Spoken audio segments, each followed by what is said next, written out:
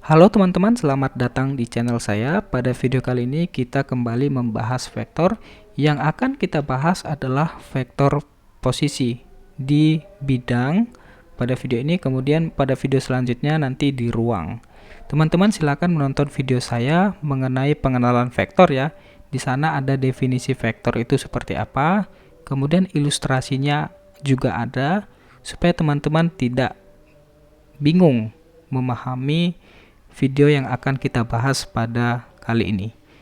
Vektor posisi, misalkan ya, kita punya suatu titik P, itu terletak pada koordinat ini mau di bidang ataupun di ruang boleh. Vektor posisi itu diartikan atau didefinisikan sebagai vektor yang titik pangkalnya di pusat koordinat. Kalau pada bidang, pusat koordinatnya adalah di 0,0.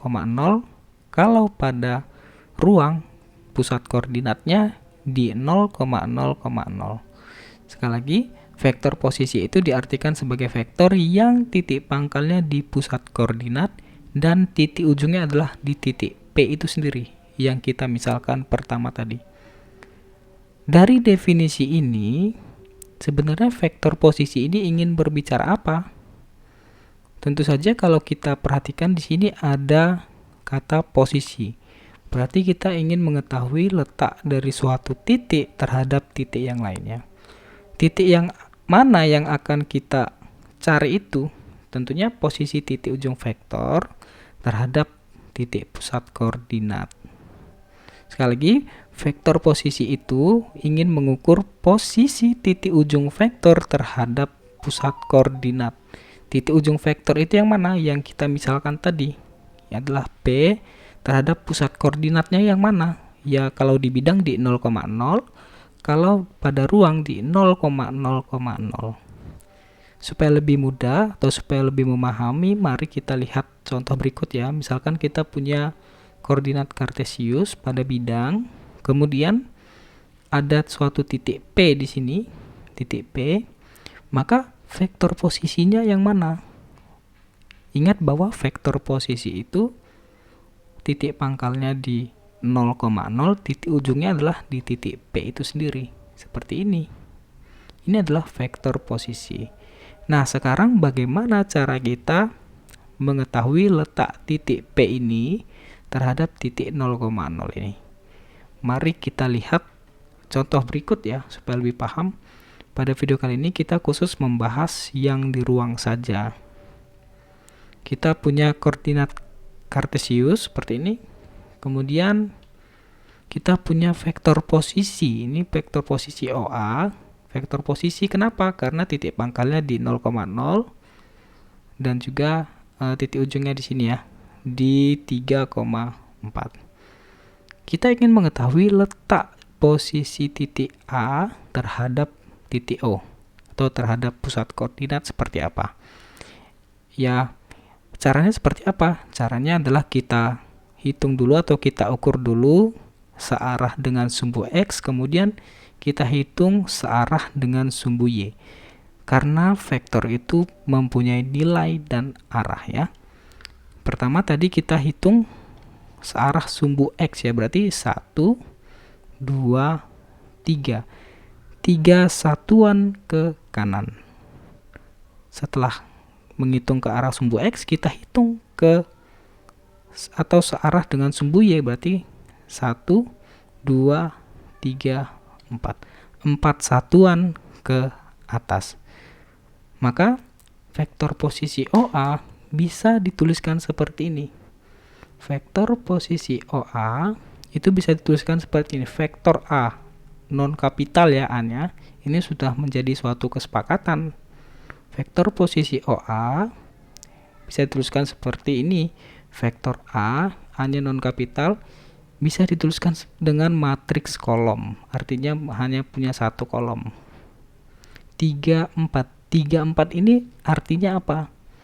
3 satuan ke kanan dan 4 satuan ke atas.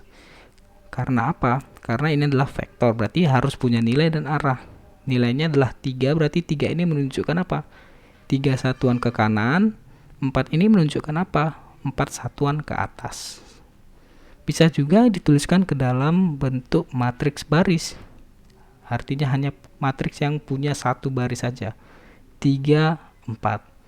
Bisa juga dituliskan ke dalam bentuk vektor kolom. 3i ditambah 4j.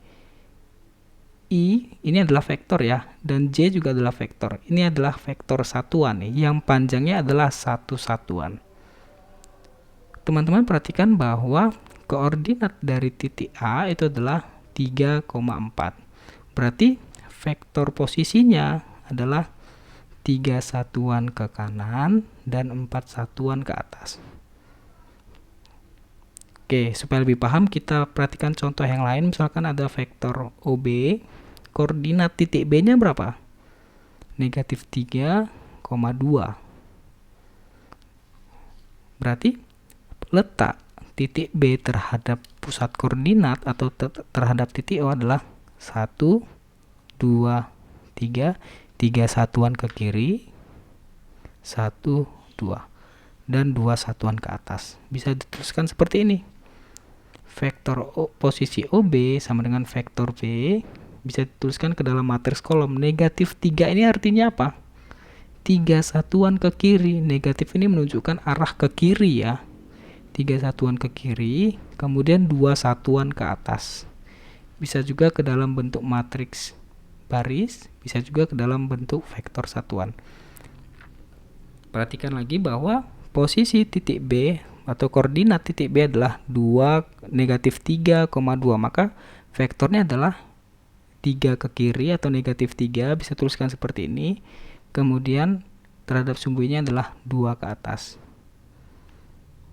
Gampang ya untuk menentukan vektor posisi, tinggal dilihat saja koordinatnya. Kalau titik A itu adalah 3,4, berarti vektornya adalah 3 ke kanan, 4 ke atas. Kalau pada titik B, koordinatnya adalah negatif 3,2, berarti vektornya adalah negatif 3, artinya 3 ke kiri, 2 ke atas. Negatif 3, 2, seperti itu. Berarti kita sudah bisa ya menentukan vektor posisi tanpa menggambar. Misalkan seperti ini. Ada titik C, koordinatnya adalah negatif 7,3. Kita lihat saja koordinatnya negatif 7 dan negatif 3. Negatif 7,3. Berarti kalau negatif 7,3 ini berarti 7 ke kiri, 3 ke bawah. Ya, 7 ke kiri, 3 ke bawah. Negatif ini menunjukkan arah. Karena vektor itu harus punya nilai dan arah. Nilainya adalah 7, arahnya minus ya. Menunjukkan dia ke kiri. Begitu juga dengan yang negatif 3. Bisa juga dituliskan seperti ini ke dalam matriks baris dan vektor satuan. Sehingga kita bisa menuliskan bentuk umumnya. Misalkan kita punya titik P, koordinatnya misalkan x1, y1 ya. Maka kalau vektor posisinya gimana? Ya tentu saja x1, y1 ya. Di sini juga x1, y1. Ini juga x1, y1. Tinggal dilihat saja koordinatnya. X1 ini menunjukkan apa? Menunjukkan x1 satuan terhadap sumbu x. Y1 ini menunjukkan apa? Y1 satuan arahnya kemana? Arahnya searah dengan sumbu y, baik negatif ataupun positif. Ini secara umum berlaku rumus yang ini. Oke, sekarang kita masih berbicara di dimensi 2 ya. Misalkan kita punya koordinat-koordinat titik seperti ini. Ada titik A 2,4, B negatif 3,5, C negatif 2, negatif 3, D 5,3. Kita akan menentukan vektor AB dan vektor CD. Bagaimana caranya? Ya, kita bisa memanfaatkan gambar ya tentunya. Vektor AB bisa seperti ini.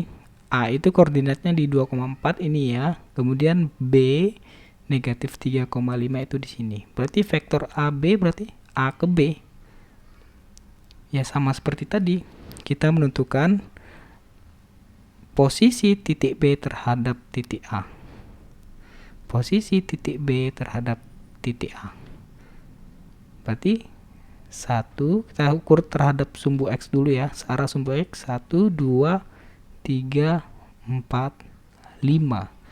5 ke kiri, 1 ke atas. 5 ke kiri, 1 ke atas. Itu adalah vektor AB. Ya, bisa dituliskan seperti ini. Min 5, 1. Ingat, ini titik pangkalnya bukan di 0,0 ya, atau bukan di titik pusat koordinat, tetapi di titik yang lain. Jadi vektor AB adalah min 5, 1. Ini artinya apa min 5? 5 satuan ke kiri, 1 ini artinya apa? 1 satuan ke atas. Bisa juga dituliskan seperti ini. Dalam matriks baris ataupun vektor satuan ya. Oke, misalkan lagi CD ya, vektor CD berarti dari ini adalah C, ini C ya. Ini saya salah menuliskan, ini adalah C. Ini adalah titik C, ini adalah titik D.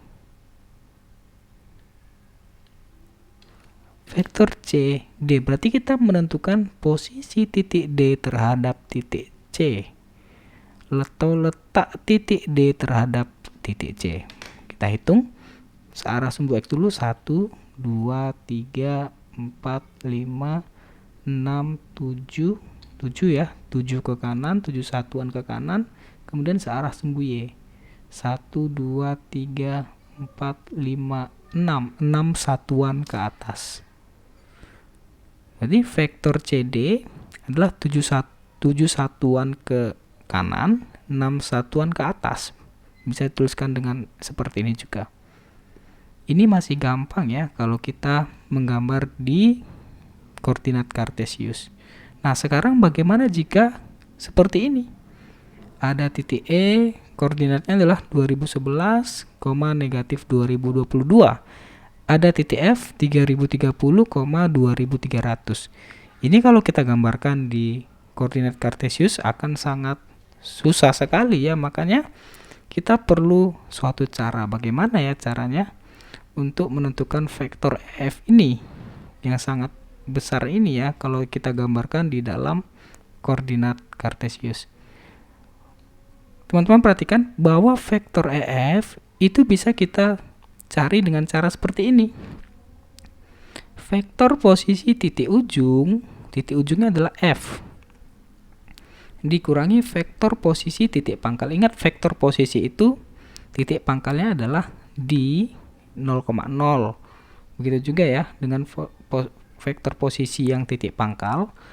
Kalau vektor posisi titik ujung berarti ini OF, dikurangi vektor posisi titik pangkal OE. Berarti OF itu kan sama dengan vektor F ya. Vektor F kecil dikurangi vektor E kecil, karena di sini adalah OE. Kita lihat saja koordinatnya. Koordinat daripada E dan F. F itu adalah 3030, 2300. Berarti vektornya adalah 3030 satuan ke kanan, 2300 satuan ke atas. Bagaimana dengan vektor E ini? Vektor E berarti 2011 satuan ke kanan dan 2022 satuan ke bawah. Berarti bisa seperti ini. Vektor F itu kan berarti 3030 bisa dinyatakan ke dalam vektor kolom ya, atau matriks kolom ya. 3030, 2300 dikurangi 2011. Ini negatif 2022 ya, tinggal kita kurangkan saja. X dengan X atau atas dengan atas, bawah dengan bawah. Jadi seperti ini. 1019 4322. Berarti hasilnya adalah vektor F itu adalah 1019 satuan ke kanan dan 4322 ke atas. Jadi ini harus teman-teman pahami ya, harus teman-teman ingat kalau soal-soal seperti ini. Kita juga bisa menggunakan cara-cara seperti ini tanpa menggambar di koordinat kartesius, karena kalau menggambar di koordinat kartesius akan menjadi sangat lama sekali, akan menjadi sangat susah sekali ya. Oke. Kemudian kita masuk ke contoh-contoh soal berikut ya. Kita punya dua soal. Yang pertama tentukanlah vektor AB dan juga vektor BA. Ada titik A-nya adalah negatif 225,608, titik B-nya adalah negatif 13,360. Kita tentukan dulu yang bagian A. Vektor AB, ingat ya, berarti vektor B dikurangi A. Vektor posisi ujung dikurangi vektor posisi awal. Ujungnya kan B, awalnya adalah A, berarti B dikurangi A. B itu yang mana? Berarti 13 satuan ke kiri dan 360 satuan ke atas. Dikurang vektor posisi awal. Berarti 225 satuan ke kiri, 608 satuan ke atas. Kita kurangkan menjadi ini. 212 satuan ke kanan dan 248 satuan ke bawah. Itu adalah vektor AB. Bagaimana dengan vektor BA? Vektor BA berarti titik pangkalnya di B, titik ujungnya adalah di A. Berarti vektor posisinya adalah vektor A dikurangi vektor B. Berarti 225 ke kiri dan 608 satuan ke atas kita kurangkan dengan 13 satuan ke kiri dan 360 satuan ke atas. Menjadi seperti ini. Hasilnya adalah vektor BA 212 satuan ke kiri dan 248 satuan ke atas. Berarti vektor AB dengan vektor BA itu berbeda. Ya tentu saja berbeda karena awalnya kalau di sini A, ujungnya di B. Kalau di sini awalnya B, ujungnya A, pasti berbeda ya hasilnya. Sekarang kita menyelesaikan yang bagian B. Vektor CD, ujungnya adalah D, awalnya adalah C. Berarti D, vektor D dikurangi vektor C. Kita sederhanakan seperti ini. Nanti diperoleh adalah hasilnya 1796 ke kiri, karena ini minus ya, dan 6687 satuan ke bawah. Bagaimana dengan vektor DC? Vektor DC berarti ujungnya C, awalnya adalah D. Berarti vektor satuannya adalah C dikurangi D. Berarti kita sederhanakan C dikurangi vektor D, nanti diperoleh adalah 1796 satuan ke kanan dan 6687 satuan ke atas. Ingat, arah yang positif adalah ke kanan dan ke atas. Arah yang negatif adalah ke kiri dan ke bawah. Baik teman-teman, mungkin sekian dulu ya untuk vektor posisi pada bidang. Pada video selanjutnya nanti kita akan membahas vektor posisi pada ruang. Tetap tonton video saya, semoga video ini bermanfaat untuk teman-teman semua. Terima kasih dan salam matematika.